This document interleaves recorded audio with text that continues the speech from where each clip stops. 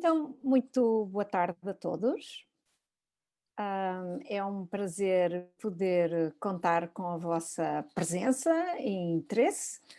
Hoje temos no nosso 10º ciclo de conferência em biotecnologia um convidado muito especial, é o engenheiro Nuno Quintal, que trabalha na Direção-Geral de Investigação e Inovação da Comissão Europeia em Bruxelas e lá desempenha funções de gestor de políticas energéticas na área dos instrumentos financeiros ligados à transição energética, de que todos nós precisamos tão urgentemente. Anteriormente trabalhou no Comitê Económico e Social Europeu, antes disso esteve no ICLEI, que é uma Associação Mundial de Governos Locais pela Sustentabilidade. Aliás, quando o Nuno terminou a licenciatura, começou logo a coordenar vários projetos aqui na Universidade Católica. Ele é doutorado em Engenharia do Território e aqui na ESB tirou Engenharia do Ambiente. É por isso, de alguma maneira, um regresso a casa que nós temos hoje aqui com o Nuno, embora meio virtual, e é certamente uma enorme honra para nós recebê-lo hoje aqui, por isso, muito obrigada, Nuno. Obrigado. E, bom, no desenho deste evento, nós demos como prioritário envolver os alunos da Escola Superior de Biotecnologia, e por isso convidámo-los a mandar as perguntas que gostariam de ver respondidas. De modo que, em vez de termos uma sessão mais estilo expositivo, vamos deixar-nos guiar pelo interesse dos nossos alunos neste tema. De modo que, sem mais delongas, pedia ao primeiro conjunto de alunos para apresentarem as suas questões. Elas focam ângulos semelhantes. Eu vou dizer os vossos nomes, vocês só têm de ligar o áudio e o vídeo. Quando chegar à vossa vez, por favor, tentem falar, apresentar a questão mais ou menos pela mesma ordem em que eu vou dizer os vossos nomes, para ser mais simples.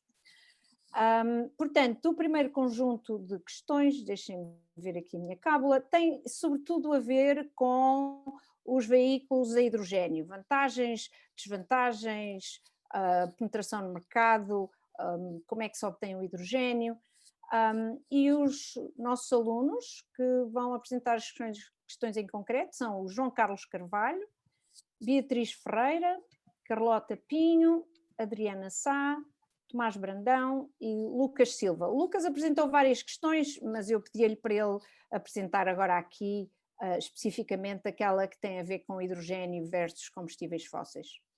Por isso, força, por favor, liguem o vosso vídeo e câmara e vamos começar com o João Carvalho. Boa tarde. Então a minha pergunta é: quais é que são as vantagens dos veículos movidos a hidrogênio?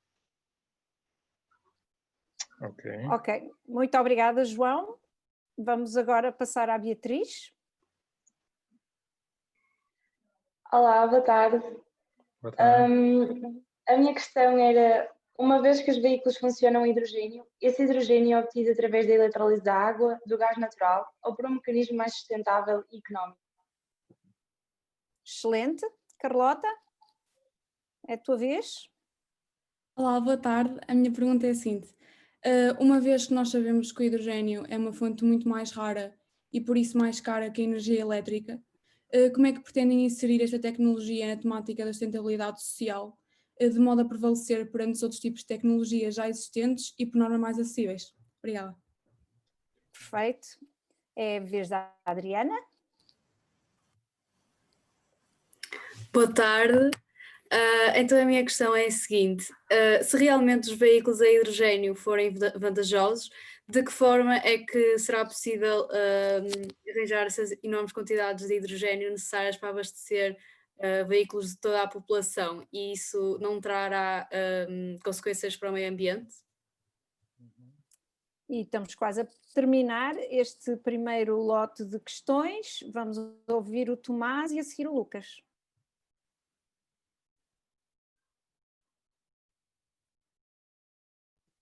Se estiverem presentes, naturalmente. Penso que não. Nuno, se não te importas, já tens aí pano para mangas? Não queres começar? Eu perdi os primeiros professora, dois. desculpe interromper. Eu estava aqui. Não Ok. sei se quer que... Então, Lucas, sim, coloca a tua questão.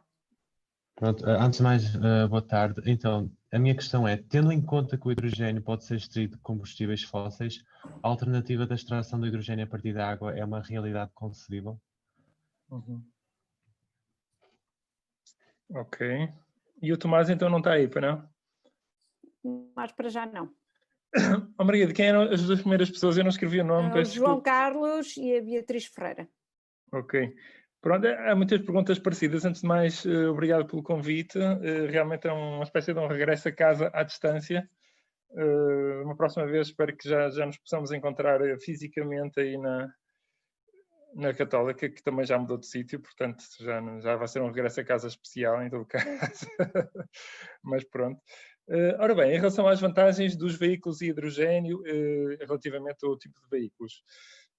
Bem, antes de mais, o hidrogênio depende de como é que o hidrogênio é produzido. Portanto, tem sempre o potencial de, relativamente, por exemplo, aos veículos atuais de combustão interna, emitir muito menos dióxido de carbono, muito menos emissões poluentes do que os edifícios, os veículos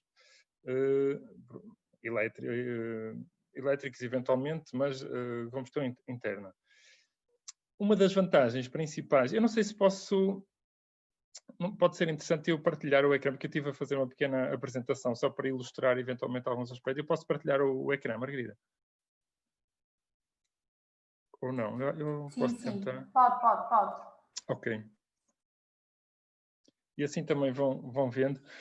Por exemplo, aqui conseguem ver que, de facto, bem, se calhar aqui é mais uma desvantagem, quer dizer, a produção os veículos a hidrogênio, na verdade, quando vistos numa ótica de ciclo de vida, são menos eficientes do que os veículos elétricos. E porquê? Porque o hidrogênio tem que ser produzido, depois tem que ser liquefeito, tem que ser para ser transportável, não é?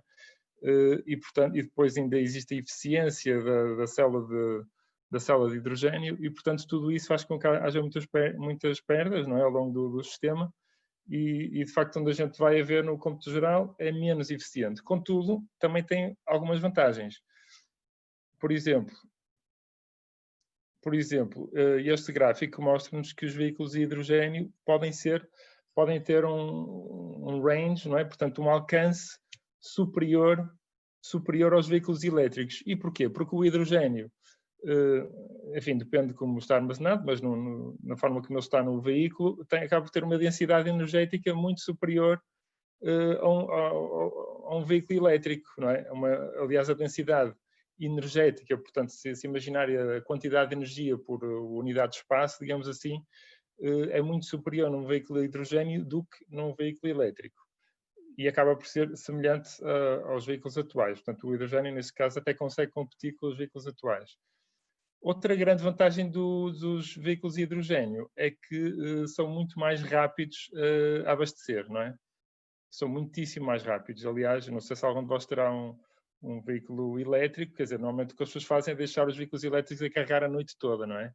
Ou então, em algumas autoestradas, poderão existir, enfim, interfaces, não é, de carregamento ultra rápido, mas que exigem uma rede elétrica muito, muito, digamos, densa também no local. Portanto, não são postos de abastecimento que sejam fáceis de encontrar. Do ponto de vista das emissões, claro que, enfim, o diabo está sempre nos detalhes, não é? Depende muito como é que se faz o cálculo, não é? Portanto, mas isto são comparações que têm em conta, digamos, todo o ciclo de vida, não é? Desde o poço até à roda, não é? Como se costuma dizer, well to wheel em inglês. Depende muito de como é que se produz hidrogênio e isso também entrou um bocado nas outras perguntas que me fizeram, não é? Tanto a Beatriz como o Lucas, a Adriana também fez um pouco essa questão. Portanto, o hidrogênio atualmente é produzido essencialmente a partir do metano, não é? Chama-se reforma do metano, portanto é através de vapor de água, não é? De utilização de vapor de água sobre o metano consegue-se obter hidrogênio. Portanto, obviamente que esse hidrogênio, como é com base em combustíveis fósseis é um hidrogênio que é o chamado cinzento, hidrogênio cinzento, é um hidrogênio que não tem vantagem, enfim, praticamente nenhuma, se é que tem alguma, relativamente aos combustíveis fósseis atualmente utilizados, como podem ver aqui à esquerda. Bem, mesmo assim, existe uma vantagem, não é? Como podem ver, isto está em emissões de CO2 por quilómetro. Mesmo assim, portanto, a coluna da esquerda do Fuel Cells Electrical Vehicle, portanto, os veículos de hidrogênio, que é a parte do meio, mesmo assim, as emissões são inferiores quando comparadas com os veículos a gasolina ou a diesel, não é? Mas, se compararem com um veículo que usa o hidrogênio verde, portanto, hidrogênio a partir da eletrólise da água, então, nesse caso, o benefício, como veem, é um benefício enorme, não é? Muitíssimo, enfim, estamos a falar praticamente 10 vezes menos de emissões de dióxido de carbono. Portanto, aqui, de facto, o que é importante é como é que se produz o hidrogênio. Claro que depois a pergunta é realmente como é que se consegue produzir hidrogênio verde, não é? Existem 3 formas de hidrogênio, tendo em conta, digamos, as emissões. Portanto, uma é este hidrogênio cinzento, produzido com base no metano. Existe o hidrogênio azul, que é um hidrogênio que, digamos, é cinzento na sua origem, mas depois aplica-se uma tecnologia para capturar o dióxido de carbono, só que, claro, isto encarece muito, porque essas tecnologias de captura são muito caras. E depois existe o tal hidrogênio verde, que é com base na eletrólise da água, que, enfim, é um processo ainda, lá está, pouco eficiente e muito caro, ainda é um processo muito caro, neste momento cerca de 3 vezes mais caro do que o hidrogênio cinzento, mas existe o potencial no futuro de ser produzido em grandes quantidades com base em energias renováveis. Eu também tenho aqui um slide, não sei muito bem que perguntas é que haverá mais tarde, mas calhar deixo isso para depois, para vos mostrar, porque de facto já começam a existir projetos que procuram, e acho que é um aspecto muito importante, não é? Procuram utilizar algum excesso de energia que esteja a ser produzida, não é? Porque acontece muitas vezes, como sabem, no sistema energético haver até excesso de produção, não é? Tendo em conta a elevada penetração já das energias renováveis, e portanto utilizar esse excesso de produção, que no fundo seria, de outra forma, seria perdida, não é? Ou que conduziria a valores até negativos dos preços da eletricidade, e esse excesso de energia pode ser usado então para produzir hidrogênio. Portanto, acaba por ser uma forma até de armazenamento de energia, que de outra forma seria de alguma forma desperdiçada, não é?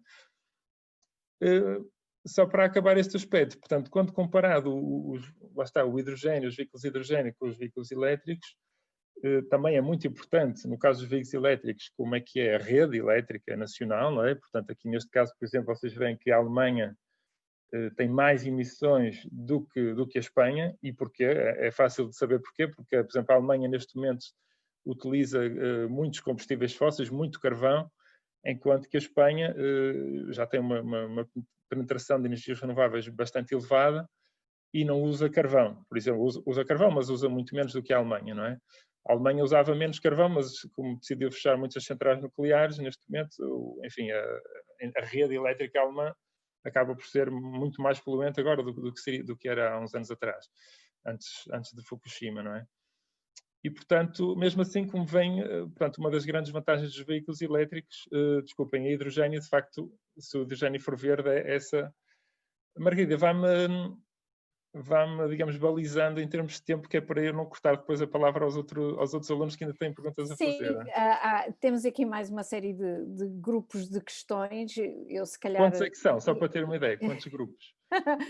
São 6 grupos. 6, então se calhar fico Vamos por passar aqui para a seguinte. Vamos passar ao Sim. próximo, então.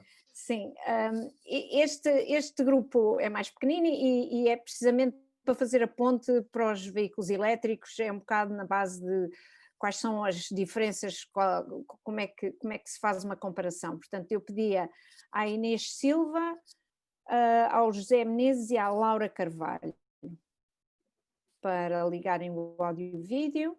Inês, sobre as vantagens dos... Então, a minha pergunta é: quais as vantagens dos automóveis a hidrogênio em relação aos elétricos? Obrigada. Excelente. José Menezes? Boa tarde. A minha pergunta é qual dos carros elétrico ou hidrogênio será menos poluente e depois comparado com o modelo de carro atual? Obrigado.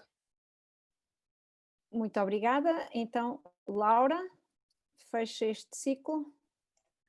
Antes de mais, boa tarde. A minha questão é qual o tipo de carro mais sustentável, o elétrico ou o a hidrogênio? Obrigada.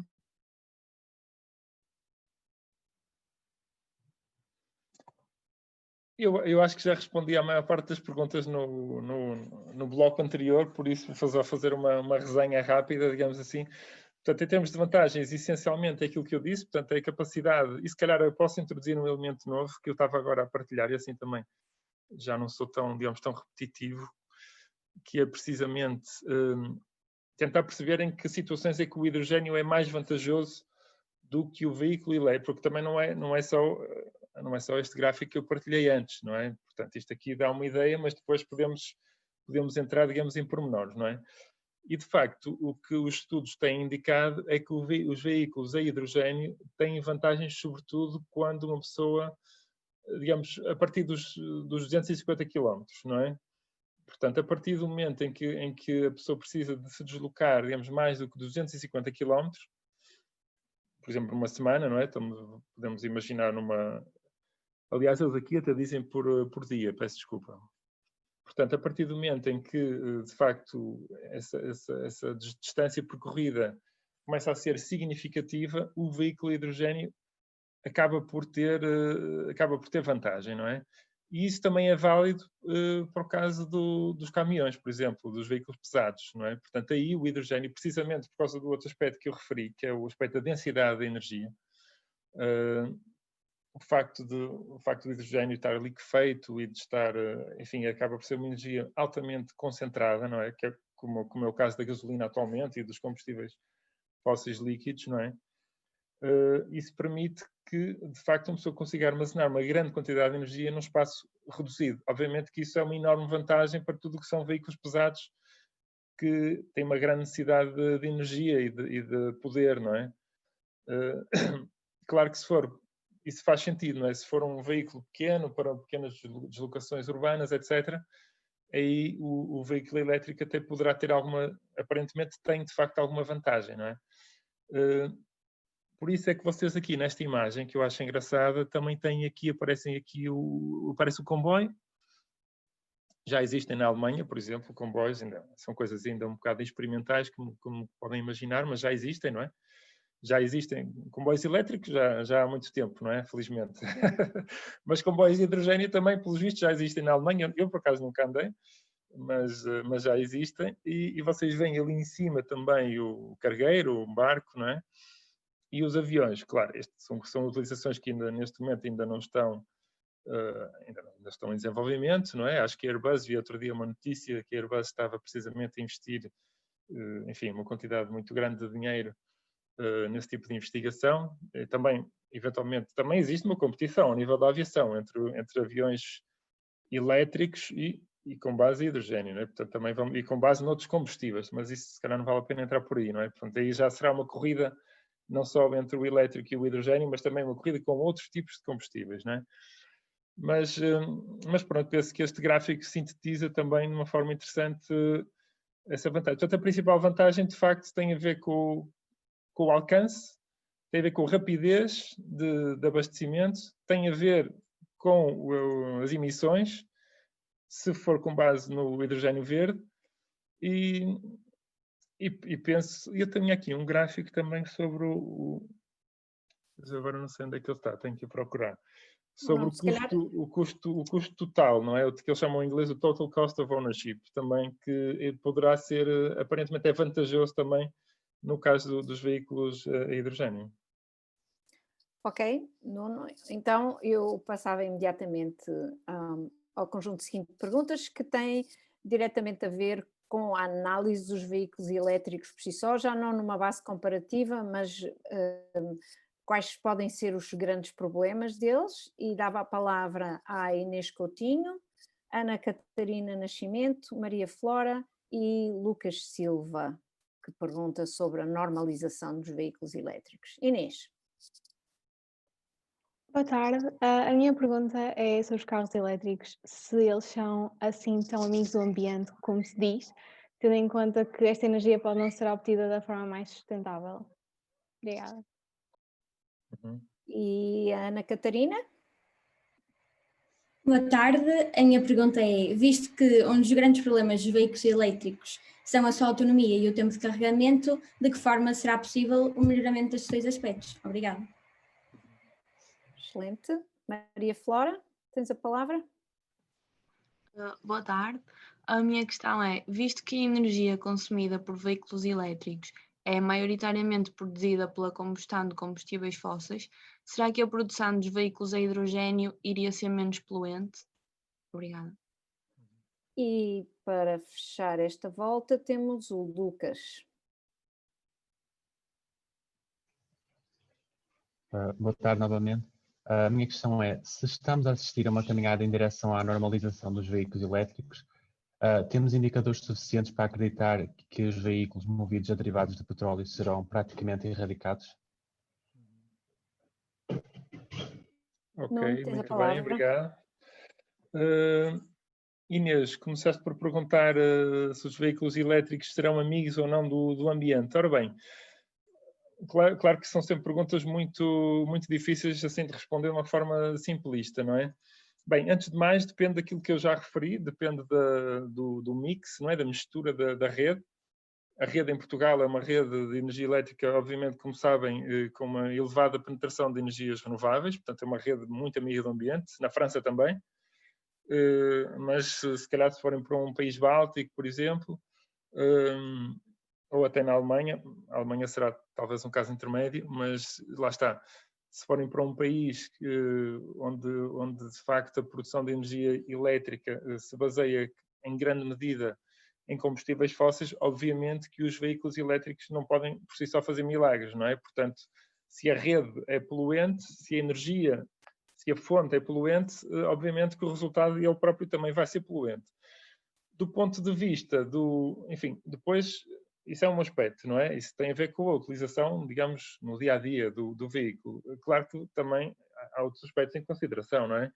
Por exemplo, a própria produção do veículo elétrico relativamente a outro tipo de veículos, não é?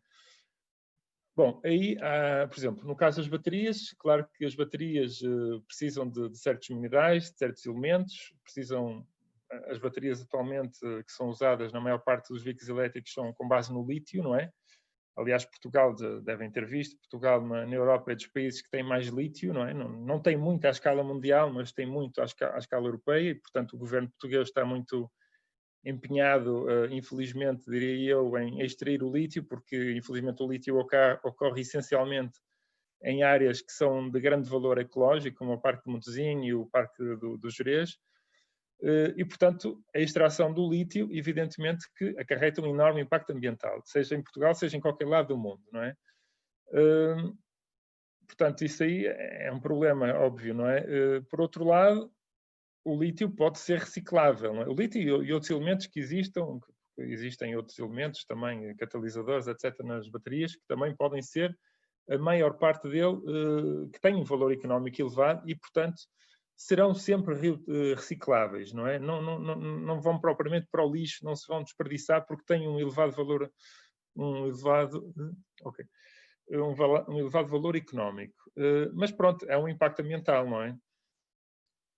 Os veículos elétricos têm uma vantagem, que é uma vantagem que tem a ver com a forma como os motores são enfim, constituídos, etc. Portanto, têm menos partes móveis, portanto, exigem menos manutenção, portanto, têm um ciclo de vida, uma durabilidade superior aos veículos de combustão ICE, não é? Portanto, de combustão interna.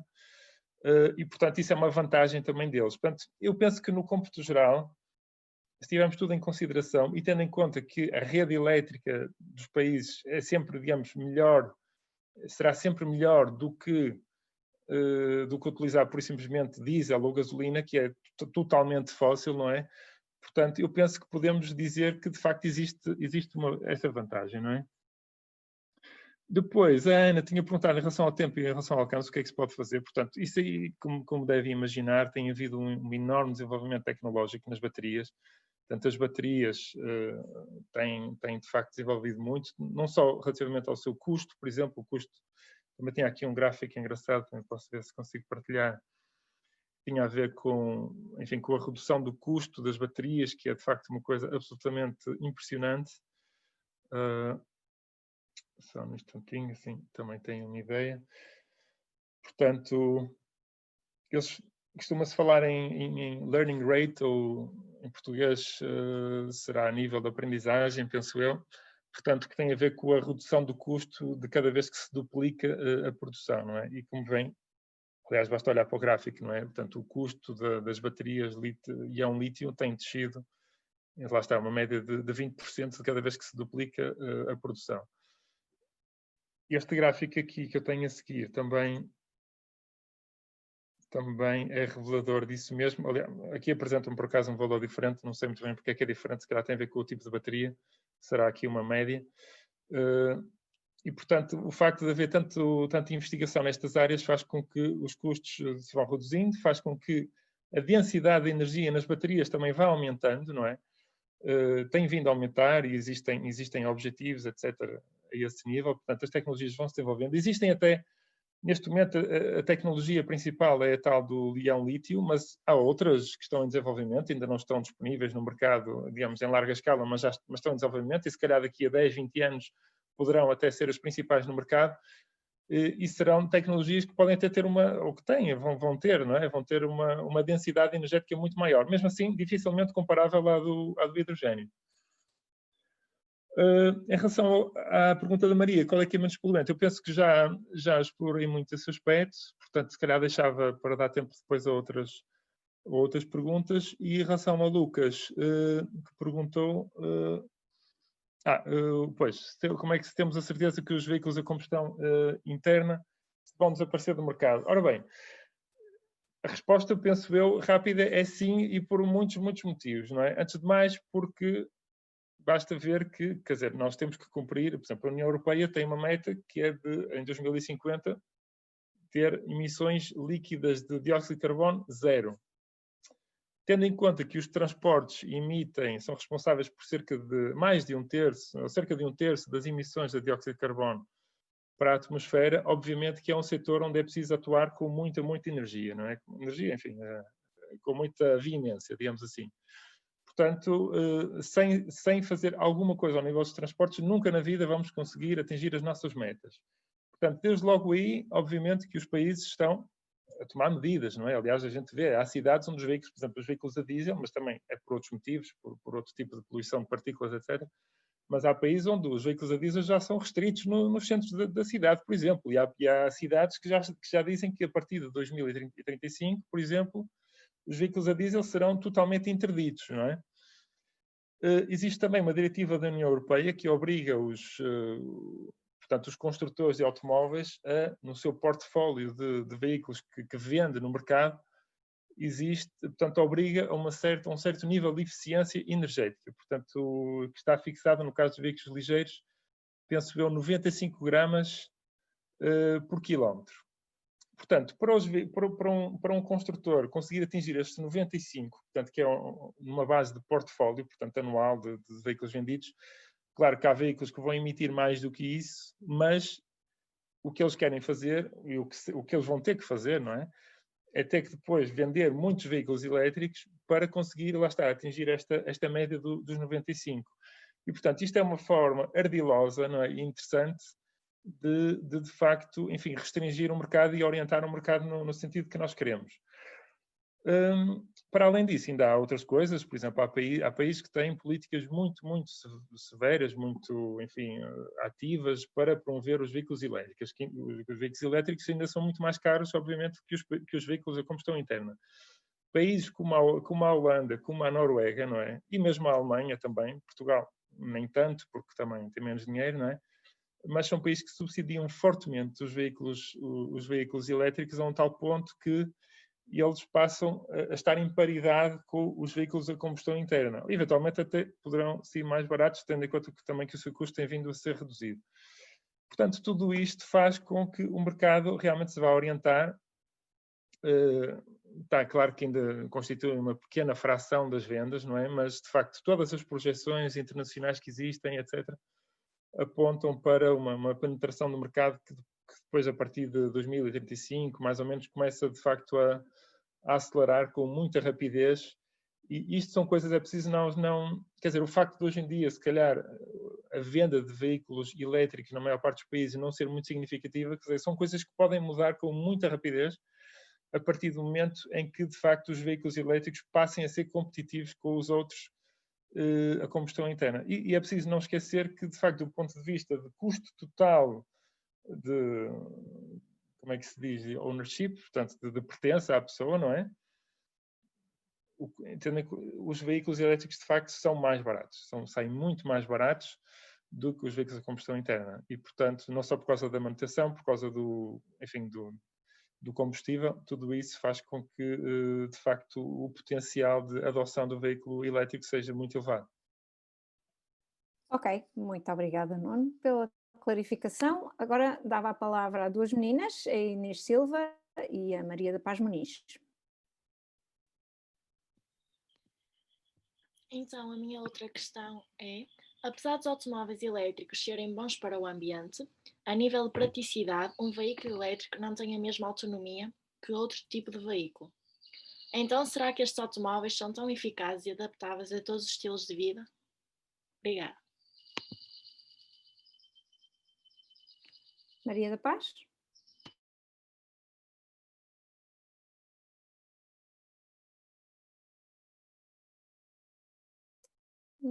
Maria da Paz estará com alguma dificuldade para entrar em cena. Eu vou então ler a questão dela. Já que comparativamente com os carros movidos a diesel e gasolina, os carros elétricos não apresentam vantagem na relação qualidade-preço, será que os carros movidos a hidrogênio apresentarão uma grande vantagem nesta relação comparativamente com os restantes carros? Nuno?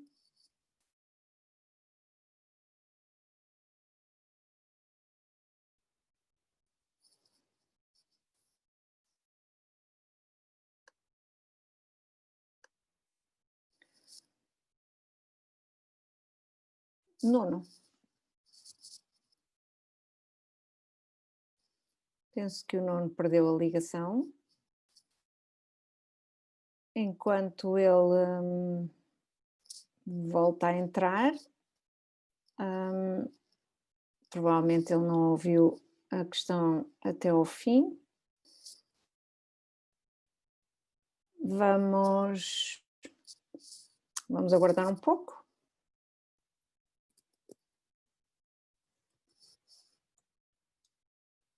O Nuno já está a retomar a sua presença nesta palestra. Peço desculpa, eu nunca me tinha acontecido isto. Fiquei temporariamente sem internet. Tenho que me queixar aqui à rede. Peço desculpa, peço imensa desculpa. Ok. Tens que voltar a repetir a pergunta. Muito bem. Mas tinhas ouvido a pergunta da Inês, certo? Não, já não consegui ouvir, só ouvi umas palavrazinhas no princípio. Ok. Inês, não te importas de repetir? Vai aparecer 2 vezes no vídeo. Não. 3, porque esta já é a segunda pergunta. Força, Inês. Exato. Então a minha questão era, apesar dos veículos elétricos serem bons para o ambiente, a nível de praticidade, um veículo elétrico não tem a mesma autonomia que outro tipo de veículo. Então será que estes automóveis são tão eficazes e adaptáveis a todos os estilos de vida? Ok. Obrigada. Ok, não sei se a Maria da Paz, entretanto, está em linha. Penso que não. Eu vou ler a questão dela. Comparativamente com os carros movidos a diesel e gasolina, os carros elétricos não apresentam vantagem na relação qualidade-preço. Será que os carros movidos a hidrogênio apresentarão uma grande vantagem nesta relação comparativamente com os restantes veículos? Força, São essas duas? Sim. Ok. Bom, em relação à segunda pergunta, eu também penso que já respondi mais ou menos, não é? Claro que nós, enfim, podemos analisar as coisas como elas são atualmente, mas são coisas que vão variando com o tempo, não é? Tendo em conta a evolução tecnológica e tendo em conta que são áreas em que existe um investimento muito grande por parte das construtoras de automóveis, por parte dos países, e, portanto, as tecnologias estão em franca evolução. Evidentemente que no caso dos automóveis, aqui, pelo menos aqui na Europa, não é? O veículo elétrico é muito mais preponderante, não é? O veículo hidrogênio praticamente não existe ainda, não é? Deve haver pouquíssimos, se calhar estamos a falar de centenas apenas de veículos. Eu tinha aqui também um gráfico engraçado que responde um pouco a essa pergunta, que eu vou tentar partilhar num instantinho.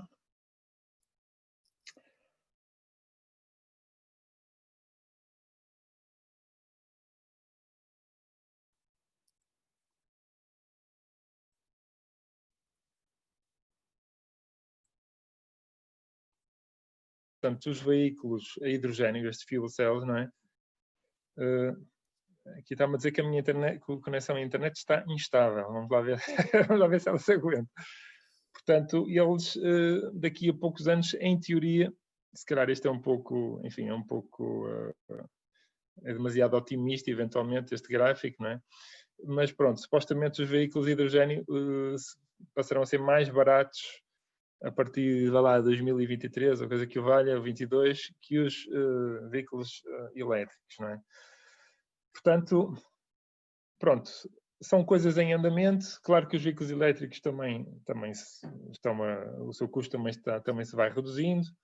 Portanto, é um pouco, enfim, não consigo também redizer taxativamente o que é que vai ser melhor, o que é que vai ser pior, não é? Em princípio, os estudos apontam, como eu tinha referido anteriormente, no caso dos veículos ligeiros, para que os veículos de hidrogênio poderão ser competitivos com os veículos elétricos já a partir de 2030, não é? E com todas as outras vantagens que eu enunciei. Portanto, é preciso ter isso em consideração, não é? Em relação à primeira pergunta da Inês, se os veículos elétricos podem adaptar aos vários estilos de vida. Ora bem, eu penso que a resposta é sim, muito claramente sim. Porquê? Porque, bem, estilos de vida, que estilos de vida é que existem, não é? Vamos imaginar, quer dizer, há pessoas que se calhar não precisam muito, que têm deslocações pequenas na cidade, que aliás é a esmagadora maioria das pessoas, não é? Percorre poucos quilómetros na sua cidade para ir para o trabalho, casa-trabalho, ir ao supermercado, etc. Aliás, viagens que se calhar seriam muito mais bem feitas, enfim, por transporte público, quando ele existe e quando ele tem alguma qualidade. Portanto, para este tipo de utilização, evidentemente que o veículo elétrico é mais do que suficiente. Aliás, até é das melhores utilizações. Porquê? Porque são distâncias curtas, portanto, não há nenhum problema ao nível de alcance, não há aquele que em inglês chama range anxiety, portanto, a ansiedade do alcance, né, da pessoa ficar com receio de não ter bateria suficiente, não é? De ficar ali no meio do caminho, portanto, esse problema não se coloca. Depois, claro, existem pessoas que se calhar precisam de deslocações muito maiores. Ora bem, para esse tipo de pessoas é preciso ver que realmente a União Europeia está, e os países também, não é? Estão a investir com muita intensidade na colocação, na instalação de postos de abastecimento para os veículos elétricos, por exemplo, nas autoestradas, não é? Aliás, é nas autoestradas que vai haver postos de abastecimento para veículos elétricos que eles chamam ultra-charging, portanto, serão, lá está, tem exigências, requisitos, digamos, mais exigentes, superiores, mas o abastecimento também é mais rápido, não é?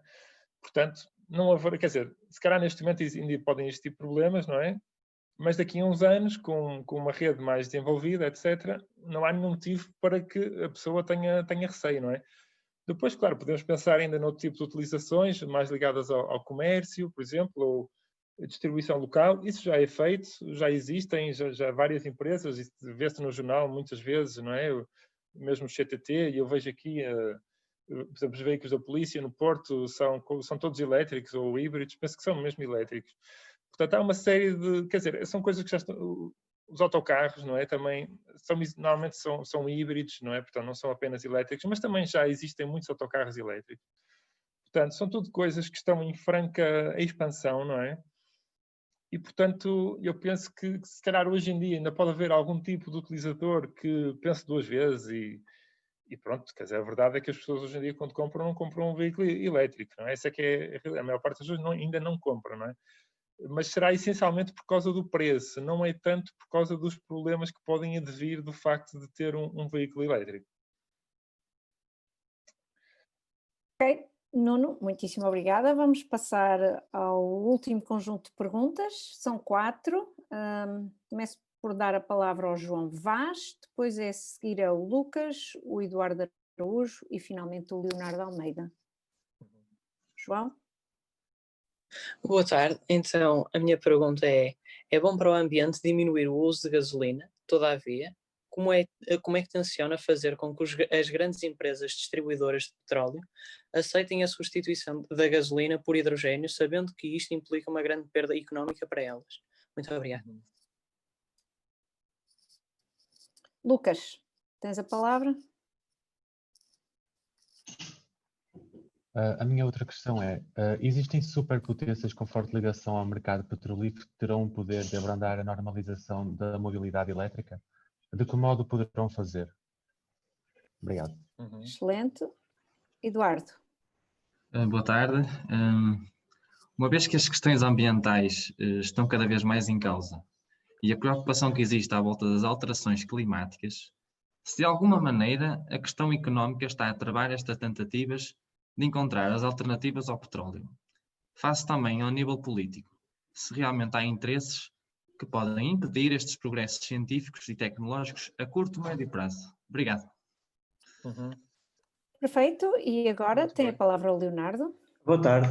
A minha pergunta é, o aparecimento dos veículos elétricos e até mesmo a hidrogênio levará a uma descida do preço dos veículos a combustível fóssil. Esta descida poderá significar um aumento da procura dos mesmos devido ao preço mais baixo? Obrigado. Muito bem. Mais alguma, Margarida? Não.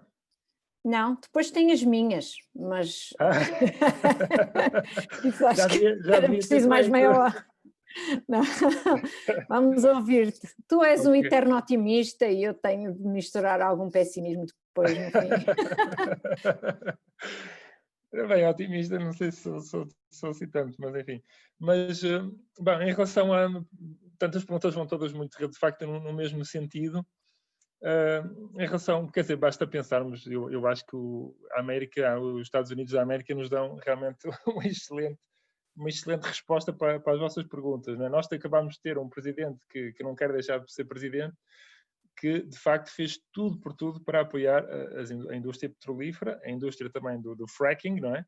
Que é o gás de xisto nos Estados Unidos, que enfim, que aumentou imenso. Aliás, foi com o Obama, não é? O Obama, que era todo favorável às energias renováveis, foi durante o mandato dele que o fracking subiu, enfim, que os Estados Unidos se tornaram independentes do ponto de vista do gás natural e que passaram a exportar do gás e não só, do petróleo também. Aliás, até mais ainda petróleo do que do gás natural.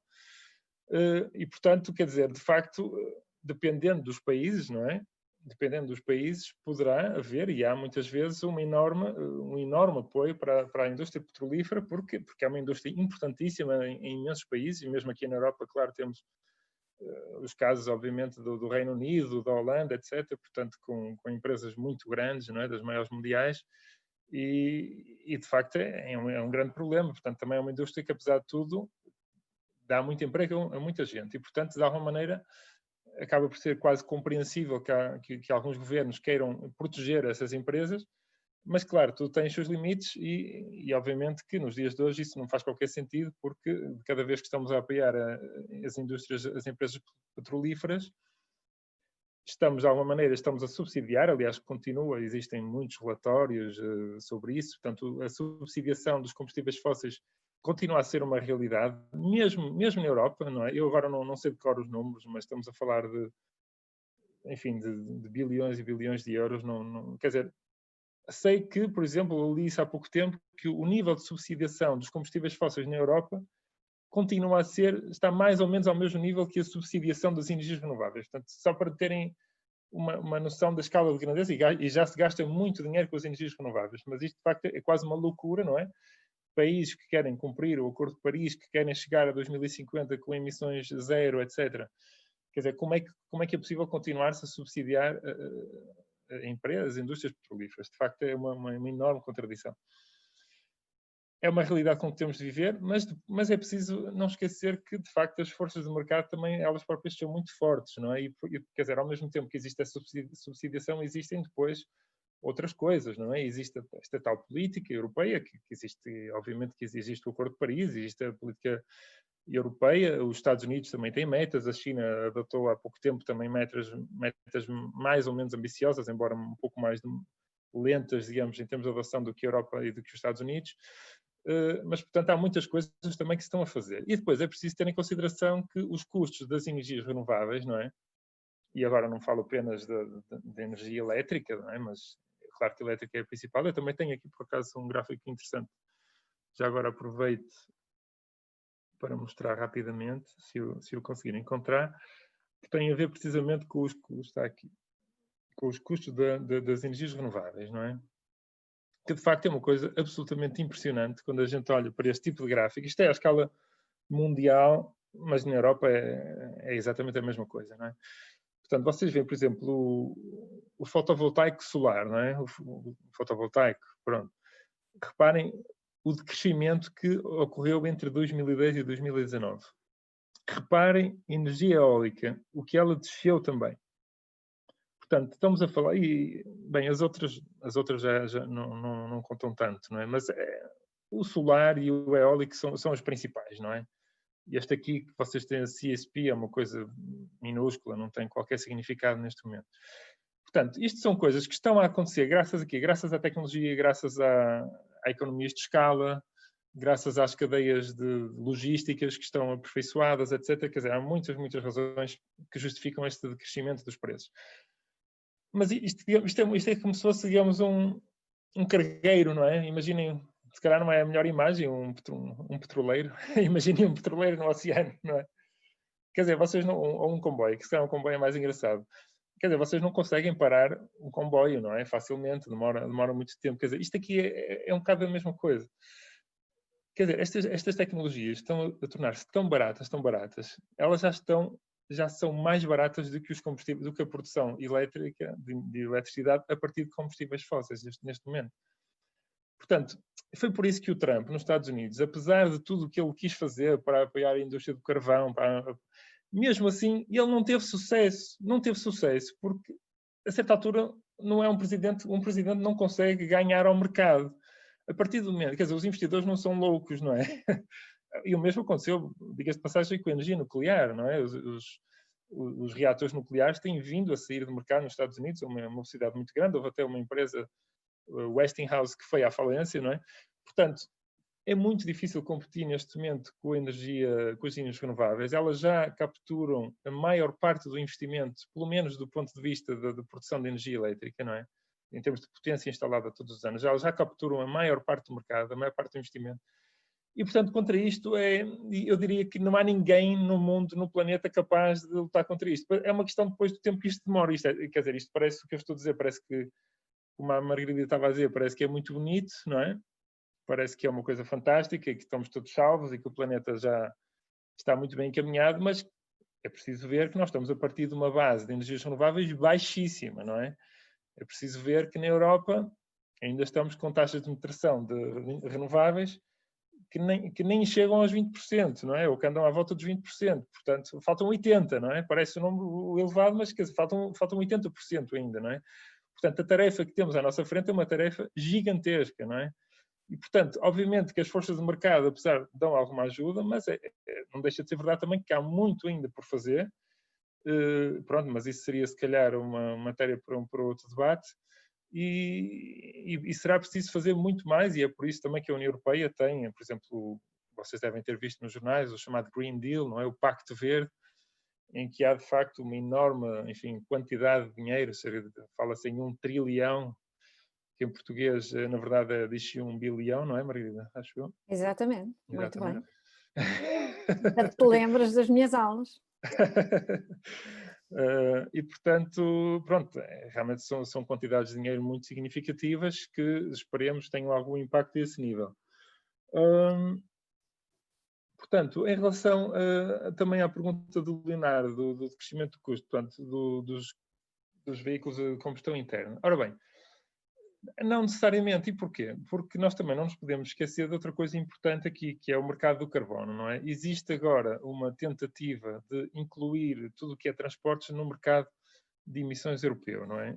Mas mesmo que não seja incluído, se calhar isso nem é o mais importante, porque mesmo que os transportes não venham a ser incluídos, o transporte rodoviário, neste caso, o transporte não venha a ser incluído no mecanismo europeu de emissões, ele é sempre altamente taxado, não é? E a tendência, reparem, a tendência dos governos será sempre de aumentar o nível de taxação deste tipo de veículos.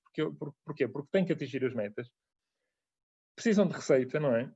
Não se esqueçam que o facto de haver mais veículos elétricos e menos veículos de combustão interna implica uma quebra de receita dos governos, não é? Aliás, é um problema muito grande que os governos vão ter que resolver. E, portanto, a tendência será para taxar mais, não é? E não o contrário. E, portanto, muito, muito, muito dificilmente observaremos, digamos, veículos de combustão interna a tornarem-se muito mais baratos. E depois, para além disso, ainda há outros fatores, diria eu, que é o facto de os veículos cada vez serem maiores, não é? Aliás, reparem que, por exemplo, a moda dos SUVs, não é? Portanto, os veículos são cada vez mais... Por isso é que, e pegando naquilo que eu disse anteriormente, o facto das empresas hoje em dia venderem tantos SUVs com grandes emissões, com altas emissões carbónicas, obriga-as também a promover o veículo elétrico, se quiserem, de facto, cumprir a legislação europeia e se não quiserem apanhar multas, que são multas absolutamente gigantescas e que perderiam imediatamente qualquer vantagem económica disso. Portanto, eu penso que desse ponto de vista não nos devemos preocupar muito, não é? Quer dizer, a tendência será a contrária, será para os veículos elétricos e, se Deus quiser, também para os outros hidrogénios se tornarem, com o tempo, por causa dos avanços tecnológicos, e outros se tornarem, de facto, progressivamente muito mais baratos e muito mais baratos também do que os veículos de combustão interna. Nuno, eu interrompi-te aí, penso que já respondeste no essencial às questões todas que colocaram. Eu aproveitava só a minha posição de moderadora para te disparar 3 curtas, para tu responderes em 20 segundos cada uma. Primeiro, que carro é que tu usas? Segundo, porque é que nós não estamos também a reduzir o consumo, em vez de estarmos só a pensar em alterar o tipo de energia que consumimos? E, finalmente, se tudo isto não vai ser demasiado pouco, demasiado tarde do ponto de vista climático? Pois. Bom, o carro que uso é uma bicicleta elétrica que comprei este ano, graças ao confinamento. Decidi investir numa bicicleta elétrica que me deu imenso gozo, fiz imensos quilómetros, fiz mais de 1000 quilómetros no verão. Foi, de facto, uma experiência fantástica. Ainda está em Portugal, ainda vou ter que a trazer aqui para a Bélgica, não sei muito bem como, porque a CP decidiu cancelar tudo que era comboios com Espanha, portanto, e as bicicletas elétricas, aprendi há pouco tempo, não podem ser transportadas nos aviões por causa do risco. Portanto, vou ter que arranjar aqui um esquema qualquer, mas isso é outra história. Portanto, não tenho carro, já não tenho carro desde que saí da Católica. Por outro lado, eu ando muito de avião, portanto, a minha pegada ecológica é grande e, para compensar isso, tenho investido em projetos de energias renováveis, só para não pensarem que eu ando aqui também. Tento compensar mais ou menos, neste momento já consigo compensar as minhas emissões, e mais do que compensar. Porquê é que não pensamos em reduzir o consumo? Pois, isso aí de facto é que era o mais importante. Claro que existe uma enorme, digamos também, existe um grande investimento ao nível de eficiência energética, não é? Existem metas também ao nível europeu, de aumento de eficiência energética de 32,5% também até 2030. Mas, quer dizer, isso são perguntas já um pouco quase do foro, eu diria, filosófico, porque, de facto, eu não tenho uma boa resposta para isso. Quer dizer, eu estou convencido que, de facto, para nós conseguirmos, digamos, entre aspas, salvar o planeta e salvar a biodiversidade e, enfim, continuarmos a viver com o mínimo de qualidade de vida, eu estou convencido que, de facto, é preciso fazer isso. Tanto isso, e, portanto, isso também entronca com a sua última pergunta, que realmente lá está, estamos de facto a fazer pouco e tarde, não é? A minha única esperança é que haja realmente aqui grandes avanços tecnológicos que possam mudar o panorama de uma forma muito rápida. E isso é possível acontecer, não é? Isso é possível acontecer, com algum esforço, evidentemente. Mas é a minha única esperança, mas sem dúvida que de facto neste momento em que nos encontramos, as tendências as tendências são boas, mas não são suficientemente rápidas. Por exemplo, existe uma estimativa da Comissão Europeia de que seria preciso duplicar o investimento nas energias renováveis para conseguirmos atingir as metas, digamos, de redução carbónica no setor da energia. Portanto, duplicar. Estamos a falar de um aumento de investimento absolutamente colossal, não é? E, ao mesmo tempo, continuamos a ver todos os governos...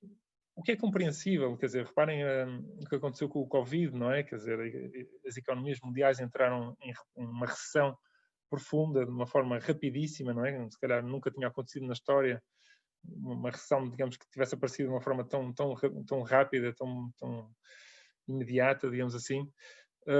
O que é que os governos tentam fazer imediatamente? Injetam dinheiro na economia e tentam realmente promover a recuperação económica, porque toda a gente tem tempo. Quer dizer, ainda ninguém descobriu como é que se de facto recupera uma economia de uma forma diferente, de uma forma mais sustentável. Acho que é um processo ainda que ainda temos que percorrer, Margarida. Eu penso que ainda não estamos lá, e eu penso que ainda estamos muito num paradigma de e vamos melhorando lentamente, não é?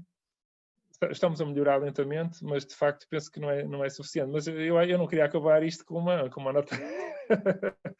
Mas eu também não sou capaz de ser desonesto, não é? É a minha opinião. Eu penso que caberá a cada um de nós, depois, ao nível das suas competências, fazer os possíveis para, lá está, acelerar estes processos e pronto, e tentar, de facto, acertar as agulhas para que nos consigamos atingir as metas e pronto, e evitar, de facto, alterações climáticas que seriam catastróficas, não é? para o planeta, que já estão a ser de alguma maneira, mas serão muito mais, evidentemente, no futuro. Obrigadíssima, Nuno. Realmente ficamos, acho eu, todos com a sensação de que esta aposta da sobrevivência da nossa sociedade e até da nossa espécie está longe de estar garantida. O planeta esse vai sempre sobreviver, não é?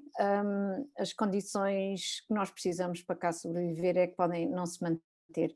Mas pronto, isso é pesadelo para os nossos filhos e netos, nós vamos continuar a dormir descansados, não é? Muito obrigada pelo contributo tão interessante e por esta dinâmica de disponibilizares a responder perguntas assim um bocado à queima-roupa. Foi excelente, espero ver-te em breve aqui no Porto, de bicicleta, com certeza. Até uma próxima, obrigada a todos os presentes, uma boa noite, com licença. Obrigado, Deus.